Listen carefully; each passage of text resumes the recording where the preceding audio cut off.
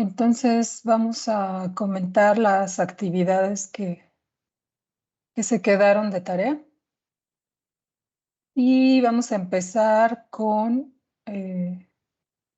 los datos de la huella ecológica y biocapacidad, que es la página de Footprint Network. No sé si alguien quiera comentar qué impresiones les dio,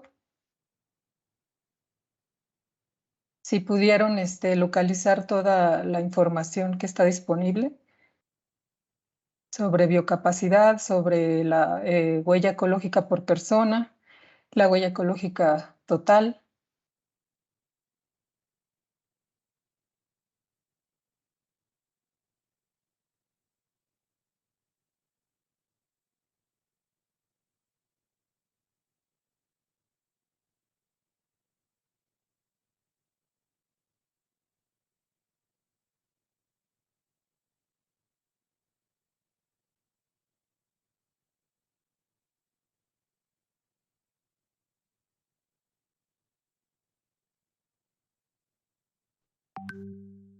Sí, eso es en cuanto a lo primero que aparece, que es las reservas, ¿no? Las reservas ecológicas, los que tienen déficit.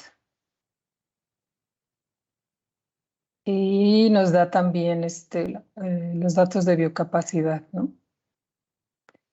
Y si le daban clic al arbolito, nos daban los datos de biocapacidad por persona y la biocapacidad total.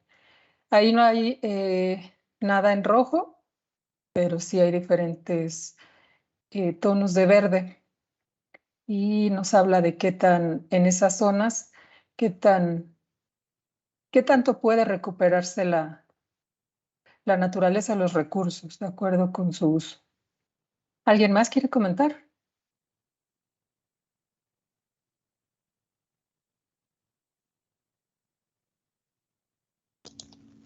Pues bueno, en general, ya de manera muy general, creo que, bueno, al menos a mí me gustan mucho como que este tipo de herramientas como interactivas, bueno, no sé si se lo consideran así, porque pues puedes ver como que de una manera muy visual y muy sencilla lo que está representando, ¿no? Porque pues aquí viene, por ejemplo, viene con colores, vienen con su representación porcentual y si le das clic a cualquier país, pues te despliega el país, ¿no? Y ahí te viene como que un diagrama por años y tú lo puedes estar como que moviendo y te aparece exactamente el año en el que quieras y ahí mismo vas interactuando como con la gráfica. Entonces creo que estas herramientas son como que siempre muy buenas. Igual el semestre pasado vimos una similar, pero era con gases. Entonces como que sí siento que son muy visuales y muy fáciles de comprender como para complementar como que la información teórica. Entonces nada más era eso lo que quería decir.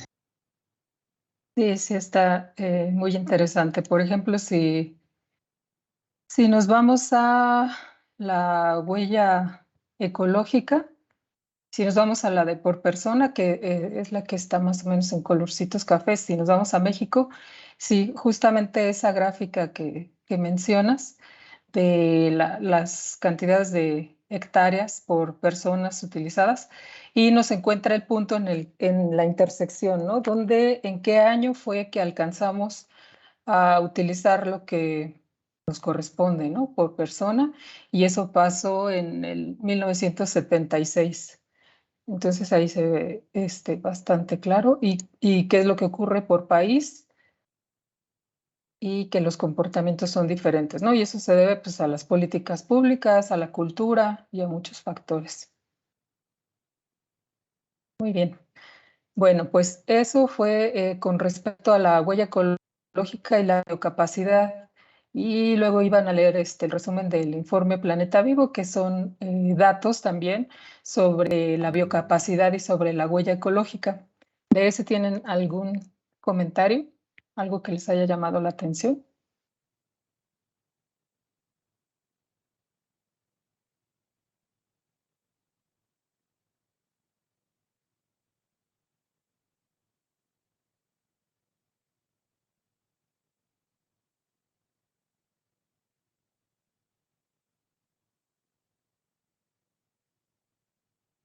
Bueno, este tipo de informes se supone que los deben hacer cada año pero pues con este asunto de la pandemia fue difícil recoger bastantes datos y en este caso pues se detuvo. Por eso el último informe que hay es el del 2020.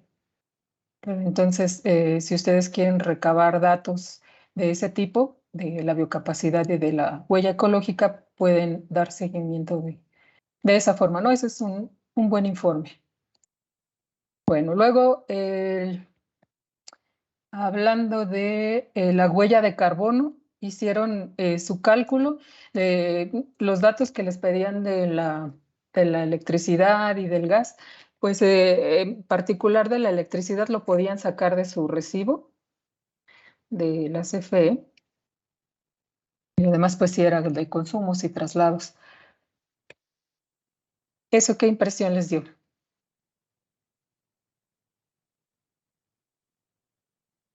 A mí en lo personal, sí me extrañó un poco la huella de carbono que da de los países europeos en promedio. Se me hace como muy poco, no sé, yo como que pensaba que sí consumían, o más bien sí generaban una mayor huella de carbono. Por ejemplo, yo lo hice y salió de 4 punto y tantos, no me acuerdo, algo así, de toneladas. Y decía que en México el promedio era de 3.8. Entonces sí, como que salió algo elevado, aunque yo en lo personal pues no consideraba que emitiera tanto carbono a través de mis actividades. Sí, algo que impacta mucho, sobre todo si comparamos México con otros países, ya sea Europa o incluso con algunos países de Latinoamérica, hicieron vamos a verlo en el laboratorio con los ejercicios que hay. Hay una comparación, por ejemplo, de los traslados en México comparado con Costa Rica, perdón. Y la diferencia en la huella de carbono es gigantesca. Y eso se debe a que en México todavía se utilizan mucho la generación de energía eléctrica y por una parte, y también de combustibles con procesos relacionados con el carbón. Entonces, esos, además de que son ineficientes, pues su huella de carbono también es muy grande. Entonces, si comparamos con Europa, por ejemplo, eh, pues sí, también allá tienen otro tipo de procesos. Algunos para la energía eléctrica utilizan la energía nuclear, hay plantas nucleares. Y pues en, en el caso de los combustibles, el gas, pues que lo importan de Rusia, que ahorita están teniendo problemas con eso, sobre todo con el gas. Y pues es diferente y ahí tiene mucho que ver cómo se obtiene. Y el problema en México es que todavía se utiliza mucho carbón. Entonces, a ver, dice Manuel que lo que más generó es los alimentos, sí. Sobre todo la carne. Exactamente, es algo que no se puede ver a simple vista, pero ahí está. Y eso por lo que les había comentado, que hay que tomar en cuenta toda la vida del animalito que nos estamos comiendo, ¿no? Y eso tiene una huella muy grande. Entonces, muchos dicen que una de las soluciones es dejar de comer carne, pero en realidad hay que buscar una solución más global, ¿no? Que considere eh, pues los hábitos, las costumbres y no solamente enfocarse a eso, ¿no? Creo que la mayor huella, sobre todo de carbono, está en el transporte y en la energía eléctrica. ¿Alguien más quiere comentar de sus impresiones al calcular esta huella de carbono?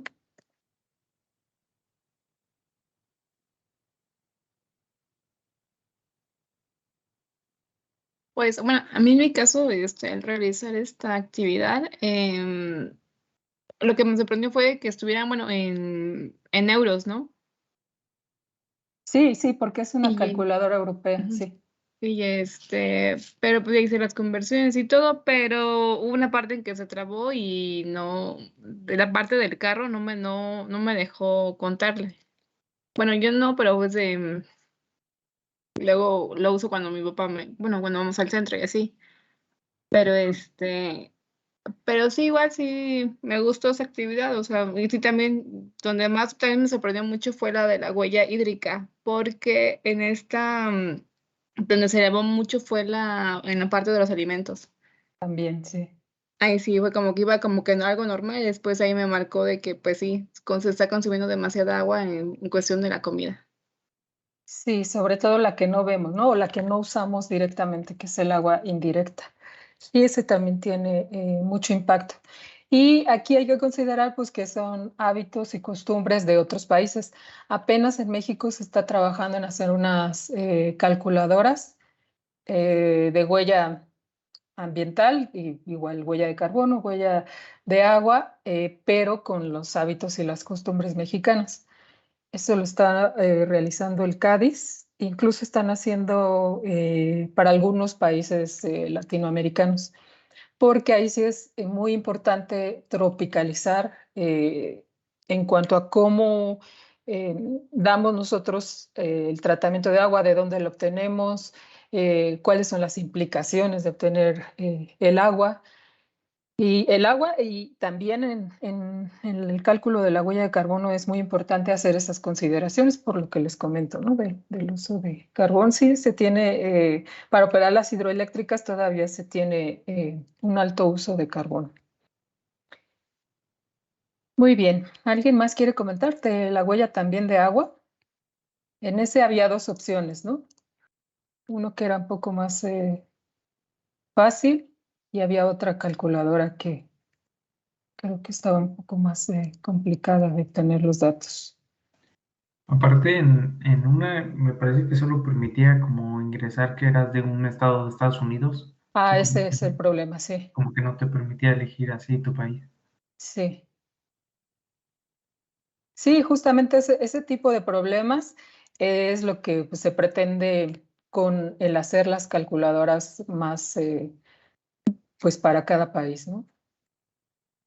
Y sí es mucha la diferencia. Pero bueno, es solamente para hacernos una idea. Muy bien.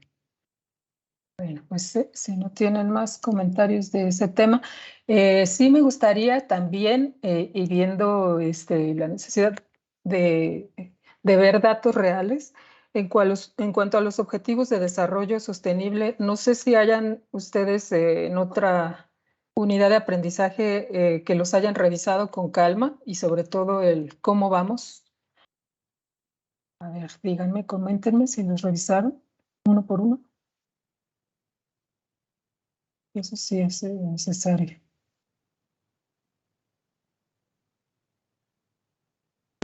Bueno, yo no recuerdo que los hemos revisado, pero sí recuerdo que el profesor José Luis, creo que era, tuvo una conferencia, ay, no me acuerdo si fue a principios de año o el año pasado, y comentaba que en unas reuniones previas a precisamente revisar los ODS, México salió muy mal calificado porque no, pues es que México lamentablemente pues tiene ciertas problemáticas, ¿no? Como lo vendría a ser el que no tenemos los recursos suficientes en el ámbito, bueno, eso es lo que comentaba el profesor José Luis, en el ámbito de gobierno, de educación gubernamental, no existen ciertas instituciones o las instituciones a veces no se enfocan tanto en el tener una producción y consumo responsable, o sea, creo que, perdón, creo que en lo que ahorita se está enfocando más es en el objetivo de la paz más que en otros, o sea, sí les da importancia a otros, pero siento que como que tienen menor relevancia para los gobiernos, bueno, al menos en el gobierno de México.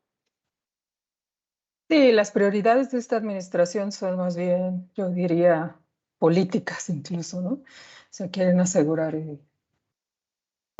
su posición política y pues eso considerando tener más beneficios para más personas, ¿no? Para conseguir más votos. Ese es, bueno, mi punto de vista. Eh, entonces yo creo que sí es necesario, vamos a programar una revisión y ahorita les voy a poner ahí en el Teams es que no puedo, miren, está este documento que es el informe de los objetivos y es 2022. Entonces es una buena oportunidad para ver cómo vamos. Incluso este es como un análisis de cómo se vieron afectados por los eventos de los últimos años, que es pues obviamente la pandemia. Y por otra parte, pues los conflictos en Ucrania y Rusia, ¿no? ¿Cómo afectaron? Pues la pandemia, sobre todo por la toma de datos y lo de Ucrania, pues por el acceso a la energía y que eso impacta en otros objetivos. Entonces vamos a programar exposiciones, igual por equipo, para irlos revisando. Les voy a dejar aquí este documento para que lo tomen como base y los vamos revisando uno por uno, ¿no? Entonces aquí al principio viene una infografía donde viene el resumen de cada uno de los objetivos con los datos más importantes, ¿no? De los indicadores. Y al final de estas infografías viene ya un poco desarrollado con los datos, ¿no? Por ejemplo, aquí está el 1 y entonces ya más o menos con alguna reflexión y gráficas, entonces para que a los que les toque cada uno de los objetivos, pues se vayan a la infografía, pero también a los datos como tal. Y si pueden buscar otros datos relacionados, pues también son bienvenidos, ¿no? Y vamos a comentarlos para ver cómo vamos de manera global con esos indicadores. Entonces, este documento se los voy a dejar ahí en los archivos del Teams y les subo la wiki igual para que vayan apuntándose en los temas para exponerlo y comentarlo entre todos. Carla, ¿quieres comentar algo? Sí, bueno, más que comentar era preguntarle. Estoy en una clase igual que se llama Producción y Consumo Responsable, que es la del siguiente semestre. Y bueno, tengo que hacer una exposición sobre estrategias y metas de los objetivos, pero es enfocados al nacional, ¿no? Tal cual. Pero no me aparece, o sea, no sé si usted sabe, o sea, estuve buscando, vaya, el punto es, estuve buscando información actualizada del gobierno de la Ciudad de México, o bueno, del gobierno de México en general, pero, o sea, su última como enfoque es en el 2018. No tienen como que más avances, entonces no sé si estoy buscando mal o tendría que buscar en algún otro artículo o no sé, reglamentos o cosas así en otras páginas del gobierno, cuáles son los avances que han tenido en sus objetivos y metas nacionales, vaya. Sí, tienes que buscarlo más bien desde la ONU. Entonces, en la ONU tiene un apartado para cada país. Entonces, hay uno creo que se llama ¿Cómo vamos? Y es .mx. Entonces, ahí están los informes por indicador en particular de México. Ok, gracias, profesor. Sí, inténtalo buscar así y si no lo encuentras me dices y ya te paso el link. Sí, muchas gracias.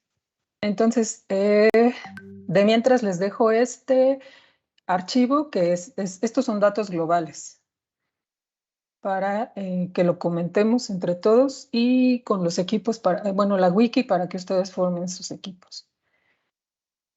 Y bueno, vamos a continuar.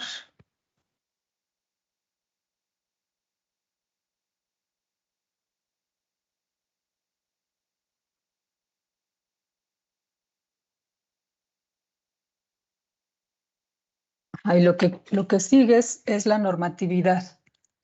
¿Cómo vamos en cuanto a, digo, más bien, cómo está la normativa en cuestión ambiental en todo el mundo? Y bueno, aquí hay que decir que todos los sistemas de gestión, incluyendo el sistema de gestión ambiental, sistema de gestión de la calidad, el de seguridad de higiene, todos los sistemas de gestión se basan en lo mismo, que es este ciclo de mejora continua, que es el ciclo de Deming, que consiste en planear, hacer, verificar y actuar, ¿no?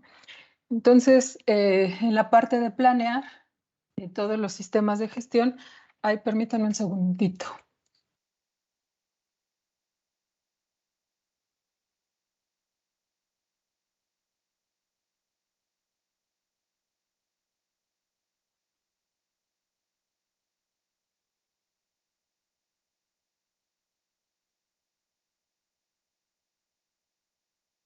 Ya, una disculpa. Entonces, les decía que todos los sistemas de gestión se basan en este ciclo de Deming, que es de mejora continua y que en la parte de planear está la planificación del sistema de gestión como tal y la implementación. Y esto incluye procedimientos, incluye un sistema de registros, un control de documentos, etc. Entonces, todos los sistemas de gestión requieren eso, es obligatorio. Luego está la parte de hacer, en donde es propiamente la operación y ya hacer todo lo que se dijo que se hacía en la parte de planear, que es hacer lo que dicen los procedimientos, tomar los registros, hacer las revisiones, etc. Luego la parte de verificación. En verificar, ahí está una parte muy importante que es la auditoría, donde se tienen que tener indicadores que se tienen que ir midiendo de cómo se está siguiendo lo que se planeó en un inicio y se identifica dónde no se hace lo que se dice que se iba a hacer, ¿no? O sea, todo lo que está en los procedimientos, si no coincide con lo que se hace en realidad, entonces se generan no conformidades, así se llaman. Y de esas no conformidades, de lo que se dice con lo que se hace, se tiene que hacer acciones correctivas, acciones preventivas, etcétera. Y también en la parte de actuar es donde se da a conocer a partir de esta revisión por la dirección, que es revisar cada uno de las no conformidades o las cosas en las que no se lograron como se dijo, y se hacen adecuaciones a los objetivos o se cambian los indicadores o los registros, procedimientos, etcétera, para pues que se puedan cumplir en un siguiente ciclo, ¿no? Y esto no es de que ya se hayan cumplido los objetivos y se acabó, sino que es un ciclo continuo de mejora que garantiza que siempre se va a estar revisando los requisitos externos, los requisitos internos y pues que siempre van a estar mejorando, ¿no? Como organización. Entonces, en general, todos los sistemas de gestión tienen esta estructura, pero en particular los sistemas de gestión ambiental se publicó por primera vez en el 96, la ISO 14001, que da las directrices de estos sistemas de gestión ambiental y que ayuda a las empresas a identificar sus aspectos ambientales, ¿no? Que ya vimos que es la forma en cómo se relacionan con su entorno, las empresas o las organizaciones en general, y identifica por una parte los aspectos y luego mide los impactos de esas interacciones, los positivos y los negativos. Entonces considera el uso de energía, las emisiones, los residuos, etcétera, ¿no? Ese es el sistema de gestión ambiental. Pero dentro de esta familia 14.000 hay varias normas que van en ese sentido, ¿no? En el sentido de llevar un sistema de gestión ambiental que permita mejorar continuamente. Y dentro de esa mejora ambiental está lo principal, que es establecer el sistema de gestión, identificar los aspectos y los impactos ambientales, y después están otros requisitos, como el enfoque de ciclo de vida. Está también el etiquetado ambiental y ahorita vamos a revisar las demás.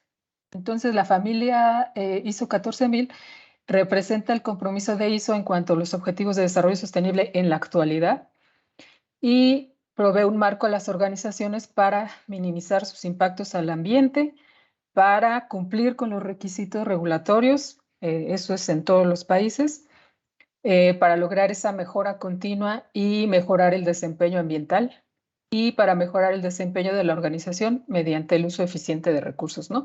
No solamente la parte ambiental, sino también el uso eficiente de los recursos y que eso pues tiene impactos también económicos e incluso sociales. Entonces vamos a hacer un ejercicio de clasificar las normas de esta serie 14.000 de acuerdo con la etapa que corresponda del ciclo de DEMI, de planear, hacer, verificar y actuar. Y aquí están, ¿no? Por ejemplo, el SC1, que es el subcomité 1, que fue el primero que se generó de sistemas de gestión ambiental, está los sistemas de gestión ambiental. ¿Esa a qué etapa creen que corresponda? ¿A planear, hacer, verificar o actuar? Los requisitos con orientación para su uso.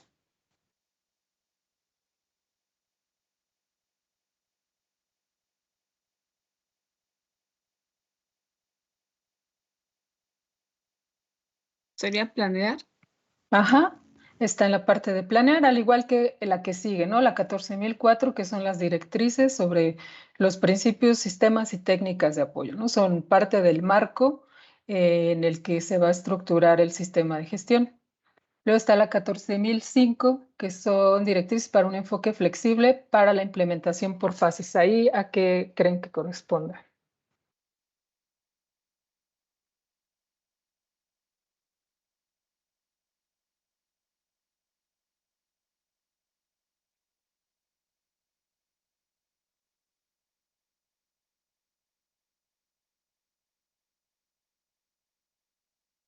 Bueno, ahí vayan haciendo sus apuntes, ahí en su cuaderno, vayan haciendo notas y luego lo comparamos, ¿no?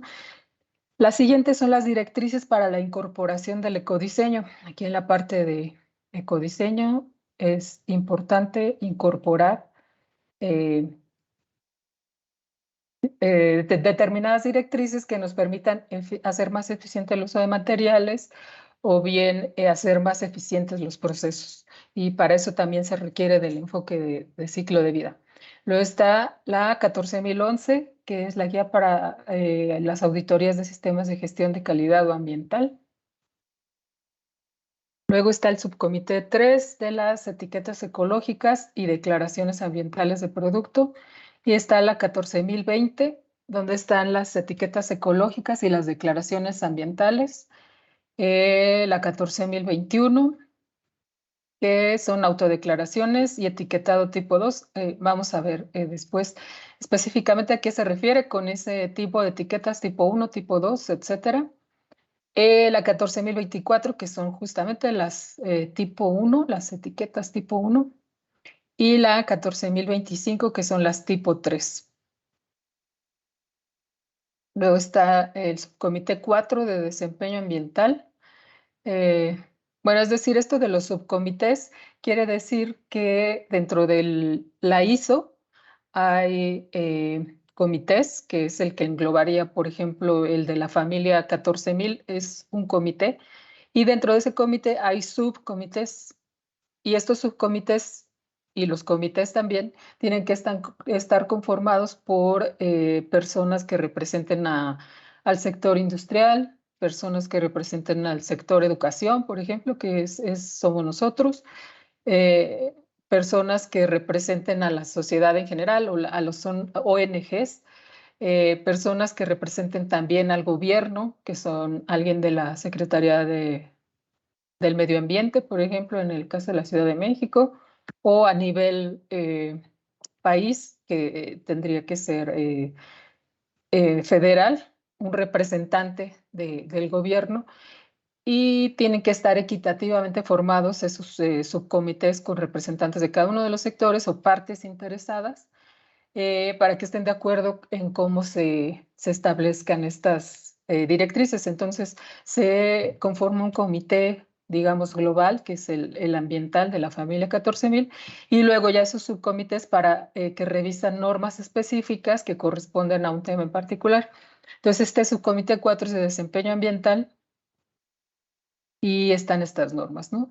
De gestión ambiental, del rendimiento ambiental, ya va más hacia a la evaluación del rendimiento, todas estas, a las auditorías ambientales como tal, Está la integración de los aspectos en el diseño y desarrollo de los productos y la comunicación ambiental. Cómo se tiene que comunicar la empresa con los consumidores, con los trabajadores, etcétera.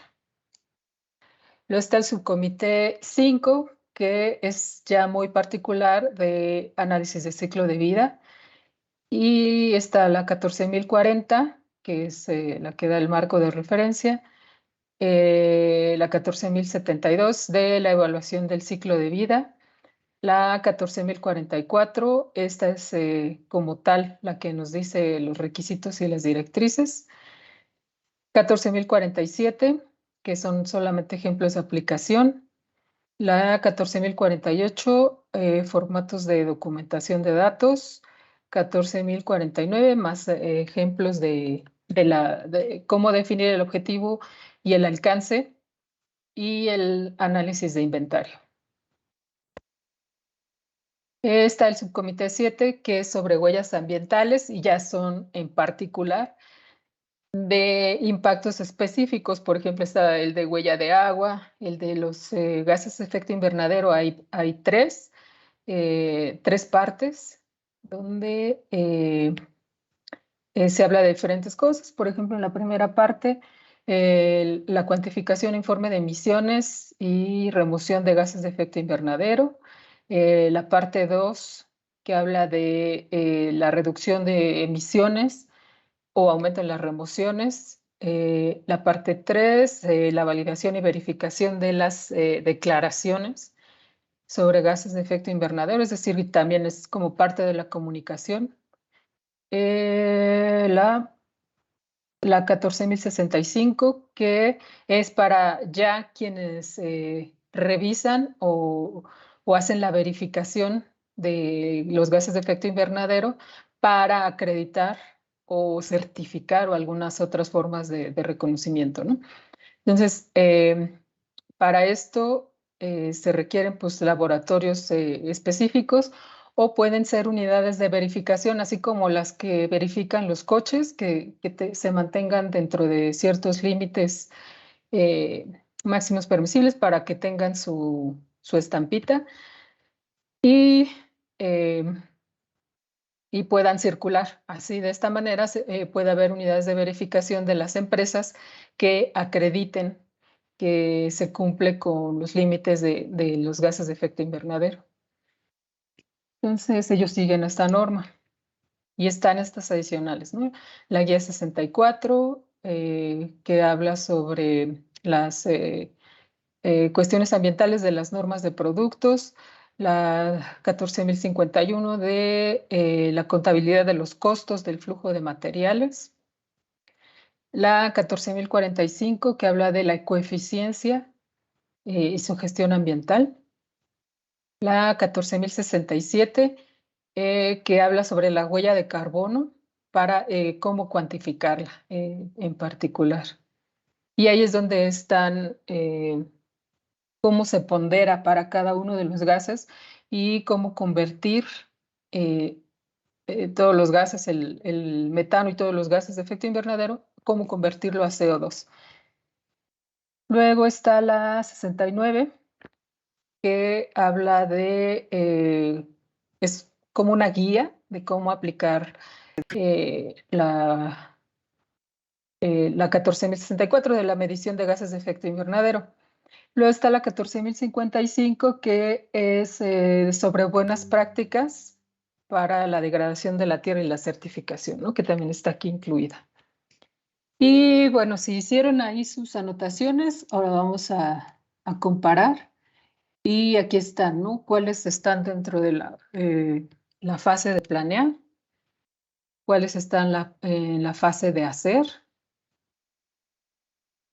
¿Cuáles están en la fase de actuar? Y cuáles están en la fase de verificar. Ahí ustedes comparen. Y si, obviamente, solamente puse las más importantes. Hay otras que también están incluidas, por ejemplo, aquí la 19.011, que es sobre auditorías en general de todos los sistemas de gestión y que también aplica para estos. Entonces, esa es en la parte de verificar. Bueno, ahí lo revisan ustedes con calma. Yo no sé si tengan dudas o comentarios. Si después de revisarlo, por ejemplo, la siguiente clase, me pueden decir si les si piensan que alguna de estas está diferente o, o les correspondió lo que ustedes pensaban.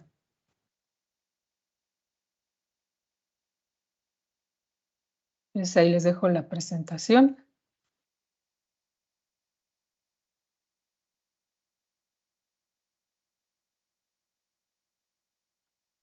Vamos a ver lo que sigue.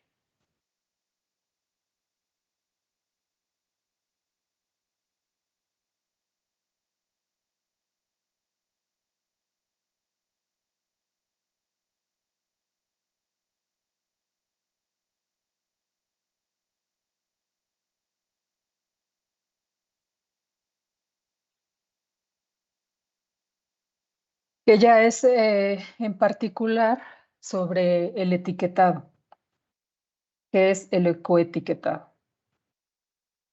Entonces, se le puede llamar etiquetado ambiental también o ecoetiquetado o también declaraciones ambientales, que son un tipo de etiquetado.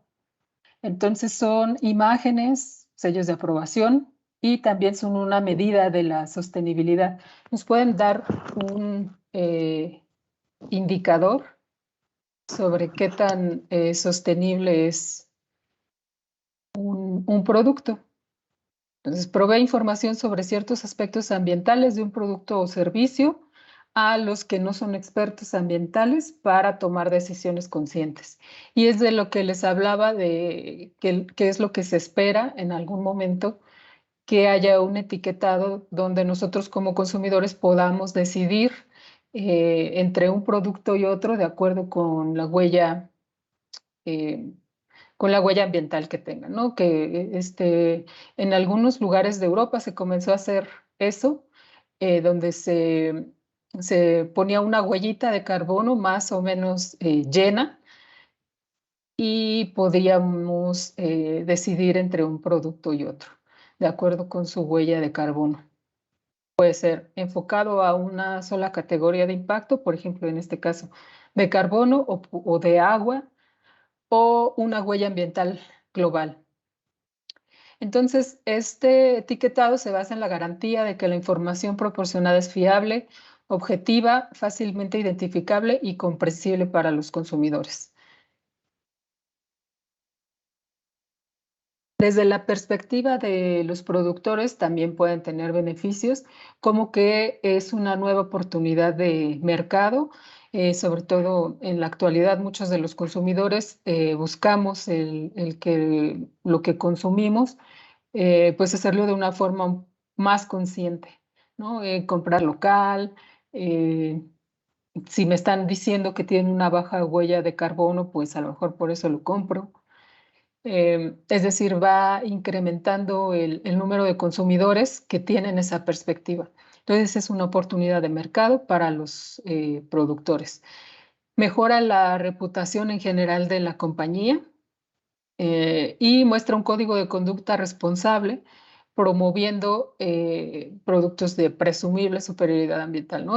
Pero si esto está regulado por entidades pues que el Estado proponga para hacer la verificación, como en el caso de las verificadoras de los coches, que existiera una así, pero verificadoras de la huella ambiental de cada uno de los productos, como ocurre en el caso de las etiquetas de los alimentos que nos indican que tienen exceso de calorías o exceso de sodio, etcétera.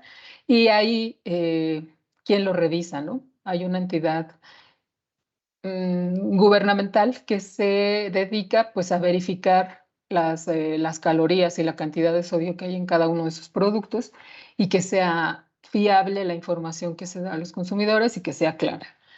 Entonces, bueno, en ese caso es una herramienta que los productores podrían utilizar para demostrar que están haciendo sus actividades de forma responsable. Entonces, en algunos países se comenzaron a utilizar, bueno, en todos los países en realidad, ¿no?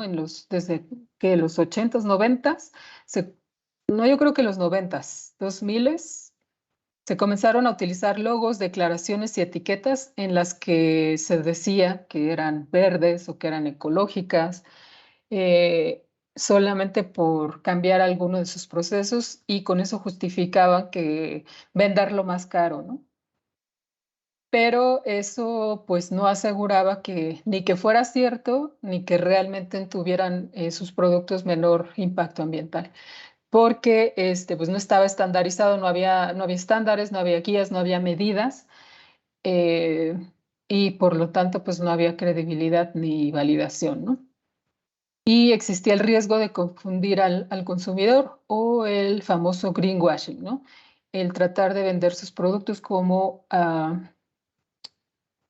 ambientalmente amigables, pero que en realidad no lo son, ¿no? O sea, solamente ahí está como como en la figurita, el meme de que solamente lo están pintando de verde, pero está teniendo las mismas emisiones y los mismos impactos, ¿no?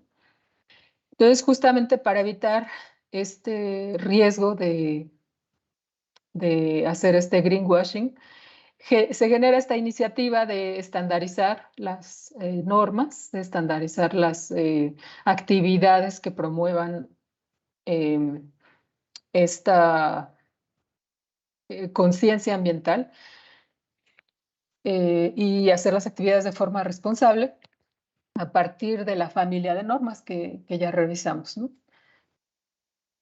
Entonces, la historia es que desde el 78 en Alemania se desarrolló la primera etiqueta, que era el ángel azul, eh, para decir que se cumplían con determinados requisitos, ¿no? En el 92, fíjense, desde el 78 hasta el 92 pasaron muchos años, ¿no? Y en todas estas reuniones de la ONU, que ya también comentamos, y todas las preocupaciones de todos los países, eh, a partir de todas estas preocupaciones se aprueba el concepto del etiquetado ambiental. Entonces eso pasa en el 92, y luego ya en el 93, a partir de la necesidad de que exista un etiquetado ambiental y que se requiera una homogenización en los requisitos, se requieren normas. Entonces la ISO crea un comité técnico para establecer estas normas o estos estándares que fueran internacionales, que cubrieran los requisitos de coherencia y precisión, y para también crear una competencia leal en el mercado. Entonces están los diferentes tipos de etiquetado. Hay una iniciativa privada de estos ecoetiquetados, que es el Ecolabel Index, que lista más de 455 ecoetiquetas en más de 199 países y 25 sectores industriales. Entonces, este Ecolabel, para poder estar en esa lista de ecoetiquetas, se hace una revisión de que realmente se cumpla lo que se dice en la etiqueta, y pues que sí dé información sobre cosas reales, ¿no? No que nada más sea la pura etiqueta, sino que se cumplan ciertos requisitos. Entonces están también etiquetas de responsabilidad social, por ejemplo, lo de eh, que no es probado en animales, que está, que el trabajo es, que tienen prácticas de trabajo justo, que son trabajos libres de trabajo infantil, etcétera, ¿no? Hay diferentes etiquetas que certifican que realmente siguen esas prácticas. Entonces, algunos solo consideran alguna categoría de impacto, por ejemplo, la huella de carbono, la huella de agua, que se utilizan productos de madera, que se utilizan productos de algodón orgánico, etcétera, ¿no? Y otras reportan otras dimensiones de la sostenibilidad, como la social o la ética, ¿no? Que hablamos de estas de competencia justa, por ejemplo, fair trade, eh, el de libre de trabajo infantil, por ejemplo, etcétera, ¿no? Y otras que hablan de su responsabilidad social como empresa. Entonces, en cuanto a obligatoriedad, hay algunas que son voluntarias y hay algunas que son obligatorias. Aquí están más o menos los que reporta la ISO de cómo se clasifican las diferentes normativas, los diferentes tipos de etiquetado, de acuerdo con que si son obligatorias en algunos países o si son voluntarias. Entonces, hay algunas voluntarias que son incluso solamente para corporativos y pues son obligatorias dentro de su organización, pero no son obligatorias para todos, ¿no? Pero pues en la actualidad sí, la mayoría son voluntarios. Ahí está un ejemplo de eficiencia energética, de eso sí hay algunas que son obligatorias. En México, por ejemplo, los aparatos electrónicos tienen una etiqueta de eficiencia energética. Ese es un ejemplo de ecoetiquetado. Entonces, ahora sí vamos a ver los tipos de ecoetiquetados. Están las etiquetas tipo 1, que son voluntarias. Se basan en múltiples categorías, pueden ser diferentes categorías, de huella de carbono, huella de agua y las que comentamos, ¿no? Incluso de responsabilidad social. Son verificados por terceras partes, que son las personas que hacen auditorías para determinar que cumplen con los requisitos para poder tener esa etiqueta. Son para diferentes tipos de productos. Se basan generalmente en resultados de análisis del ciclo de vida. Están basados en la norma 14.024. Incluyen los requisitos funcionales. Esto es para qué son los productos. Los criterios son públicos para que se puedan comparar entre uno y otro producto de diferentes marcas. Es accesible a todos los posibles aplicantes y se hace un monitoreo después de la certificación, o sea, auditorías de seguimiento. Luego están las tipo 2, que son autodeclaradas. Esas no son revisadas por nadie, no se basan en análisis de ciclo de vida, utilizan como base la ISO 14021 y son reguladas por las leyes del mercado, ¿no? Como ejemplo están estas que son, por ejemplo, de reciclaje, que cada productor decide si ponerla o no. Por ejemplo, están las botellas de PET, que dice cuántas veces se ha reciclado o se ha reusado ese material, o bien que indican qué porcentaje de material reciclado está utilizado. Por ejemplo, en la ropa también está este tipo de etiquetas. Y estas pues no son revisadas ni certificadas, ¿no? Cada quien las puede poner si quiere. Y están las ISO tipo 3, que son declaraciones ambientales. Estas también se basan en análisis de ciclo de vida y son comunicaciones de negocio a negocio. Requiere consistencia entre estudios comparativos. No hay valores mínimos a cumplir, son para solamente comparar un producto con el otro y siguen la ISO 14025. Entonces, por ejemplo, está la AENOR, que sigue este tipo de normas, las EPD en general. En México, creo que para el sector de la construcción ya existen estas normas, estas declaraciones ambientales de producto, y que sirven para las compras verdes, que sirve para que los que llevan proyectos de construcción grandes puedan decidir o puedan más bien demostrar que tienen compras verdes al comprar los materiales a determinados productores que siguen ciertos requisitos. Pues esas son las declaraciones ambientales. Esos son los diferentes tipos de etiquetado ambiental. No sé si tengan comentarios hasta ahí.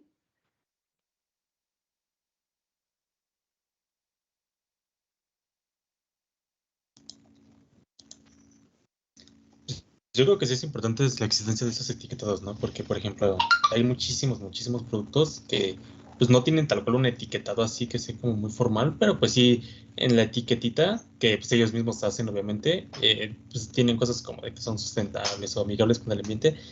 Y pues la mayoría de las personas no va a lograr identificar o no se va a poner a analizar si realmente lo es o no, ¿no? Entonces yo creo que el hecho de que exista, o bueno, no sé si exista aquí en México así como tal, pero un sello que sea, digamos, puesto por alguna organización que realmente regule los productos y que la gente pueda distinguir si algo realmente es como que ecológico o no, pues es importante, ¿no? Porque pues muchas personas también no conocen como que realmente todo el proceso para que algo pueda ser sustentable. Entonces también creo que informarlos de una manera como muy simple, muy general, simplemente decirles pues que esto va a depender desde que se empieza, digamos, desde dónde se obtienen las materias hasta que se termina de, digamos, el tiempo de vida del producto, es donde se va a definir si realmente puede ser como que ecológico o no, como que hagan conciencia de manera muy general, ¿no? Y también en la existencia pues de un sello que si existe el sello, pues la gente sepa que sí realmente es ecológico y en caso de que no, pues simplemente es como mera publicidad. Entonces yo creo que es importante que exista como que algo así que regule los productos o inclusive algunos servicios aquí en México. Sí, claro, es lo deseable, ¿no? Pues ojalá que se le dé seguimiento. Otra vez regresamos a lo de las políticas que ha seguido esta administración, que no van tanto en ese sentido, pero yo creo que hay una presión internacional muy grande que finalmente va a hacer que se siga, ¿no? Es que se dé seguimiento a este tipo de iniciativas. Entonces, por eso, pues hay que prepararnos para poder dar respuesta a cuando se abran las oportunidades para pues ir trabajando en este tipo de iniciativas de etiquetado, ¿no? Para participar en ellas. Ok. Entonces, aquí lo difícil es establecer y revisar los criterios, ¿no? Para eso se tiene que hacer un trabajo preparatorio, se tienen que hacer diferentes estudios de viabilidad, estudio de mercado, estudio ambiental. Y en esta consulta pública ya habíamos comentado, ¿no? Que participan diferentes partes interesadas, expertos técnicos, empresarios, la academia, el gobierno.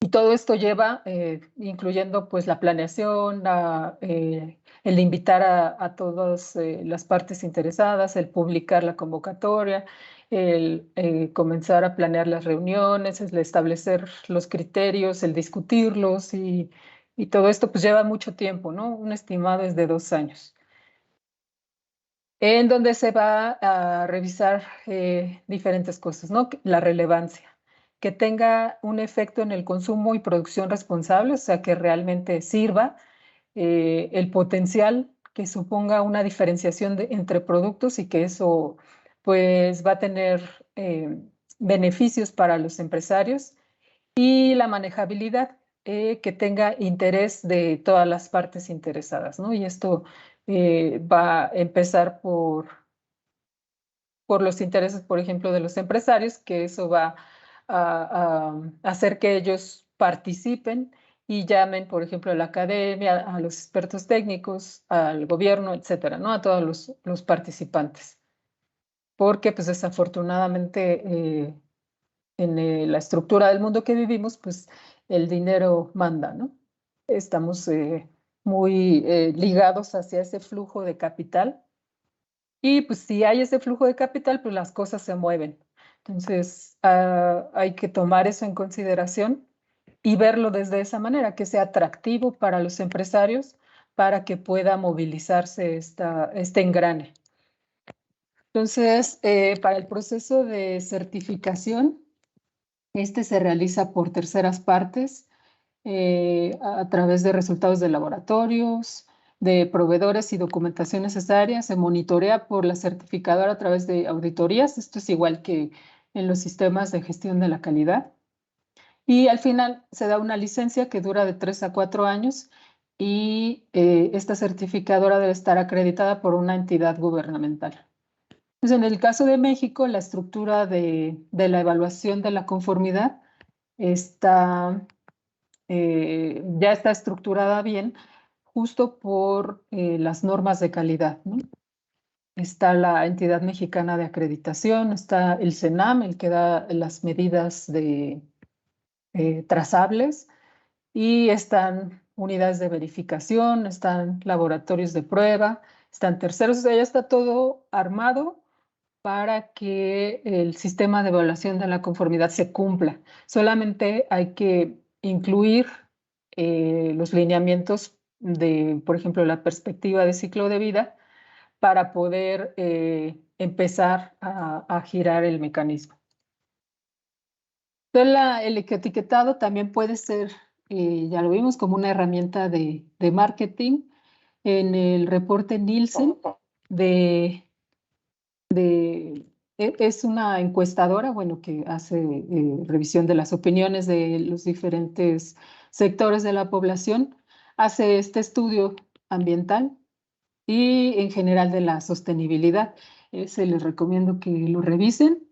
El último que vi fue en 2015, pero nos da informes de qué tan interesados están los consumidores en comprar productos sostenibles, ¿no? Y aquí nos arroja cosas interesantes. Entonces nos dice que habrían 56% de personas que comprarían o que pagarían un extra si el producto proviene de una empresa socialmente responsable, ¿no?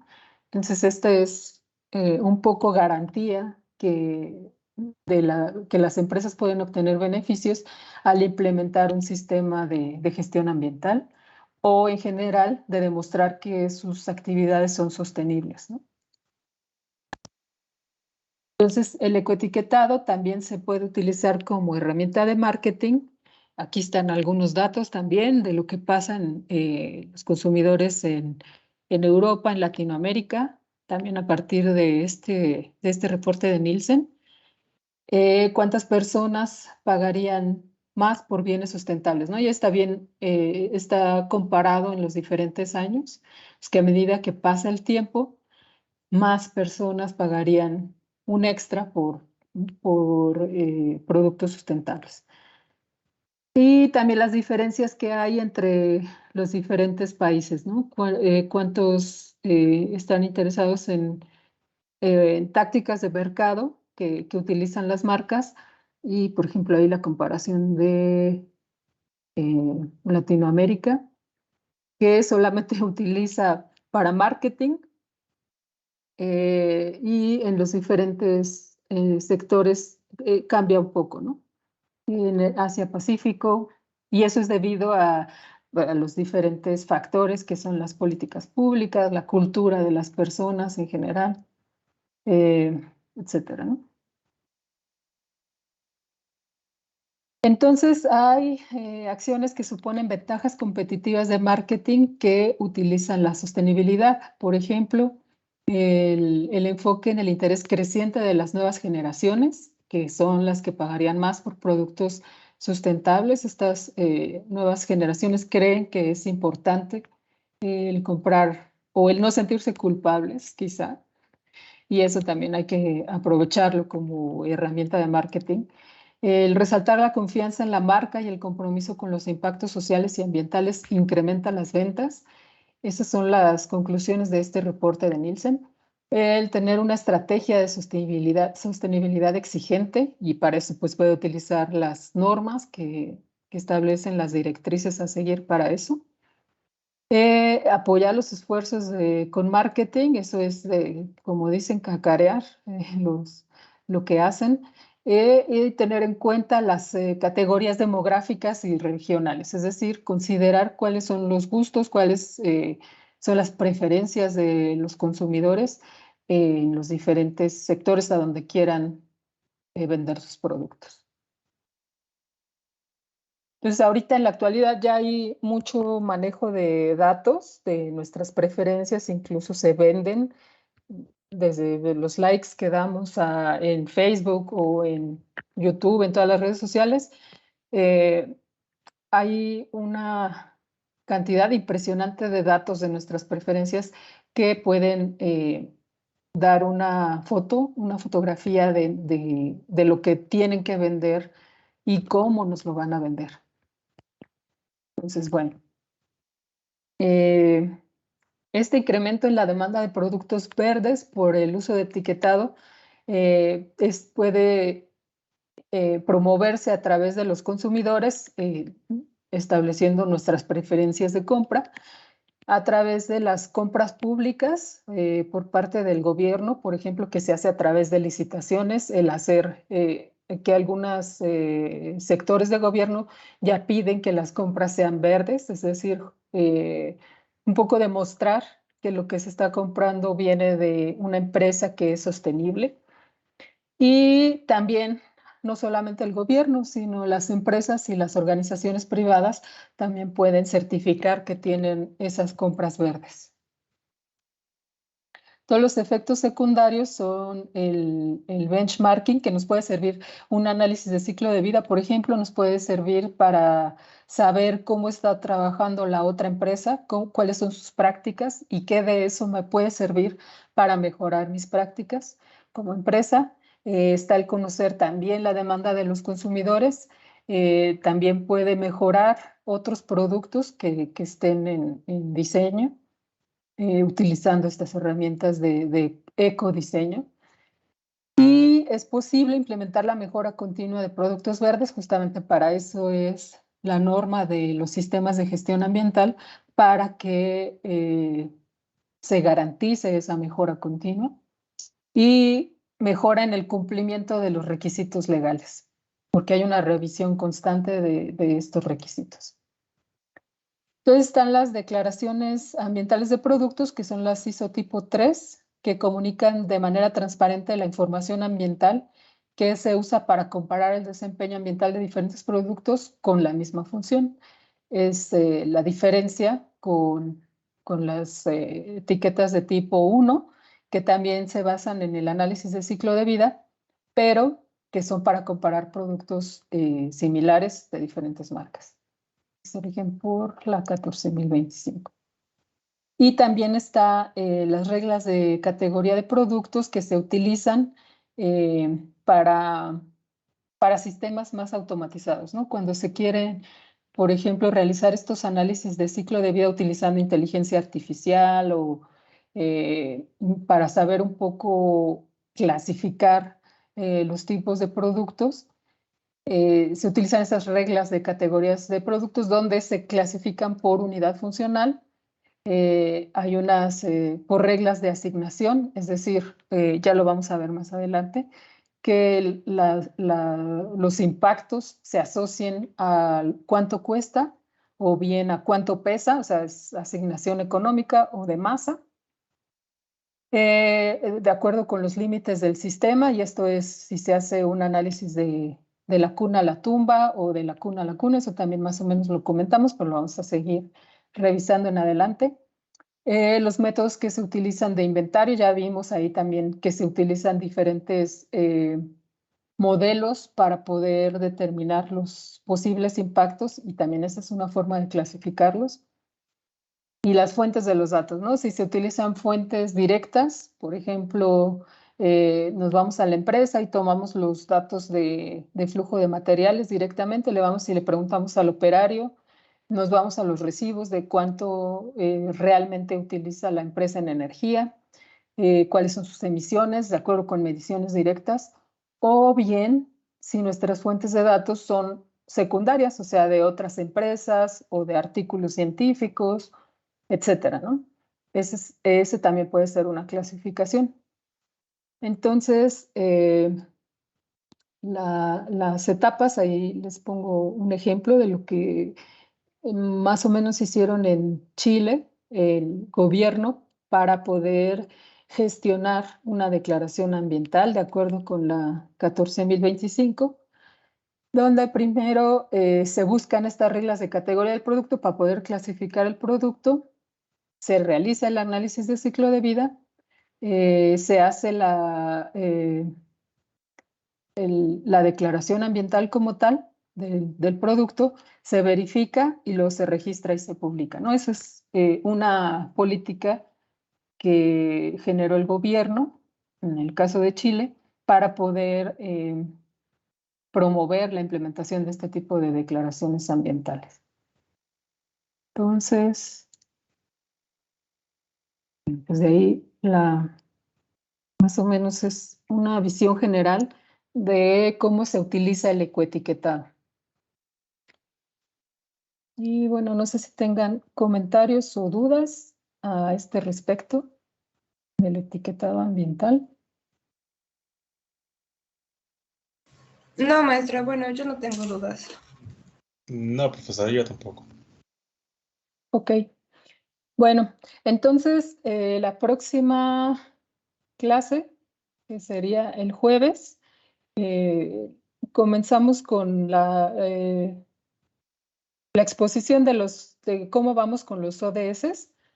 Eso para hacer, entre todos, comentar sobre cuáles son los impactos que ha tenido tanto la pandemia como este conflicto en Ucrania. Y que obviamente ahí hay que considerar, pues, quién hace este informe, ¿no? Se tiene desde un punto de vista de la ONU y pues sabemos también quiénes lideran, qué países lideran en la ONU y por qué se le da, ya lo van a ir viendo, ¿no? Cómo es la forma en que presentan los resultados. Y pues también eso hay que considerarlo, ¿no? Para tener una opinión más objetiva y saber qué acciones tomar.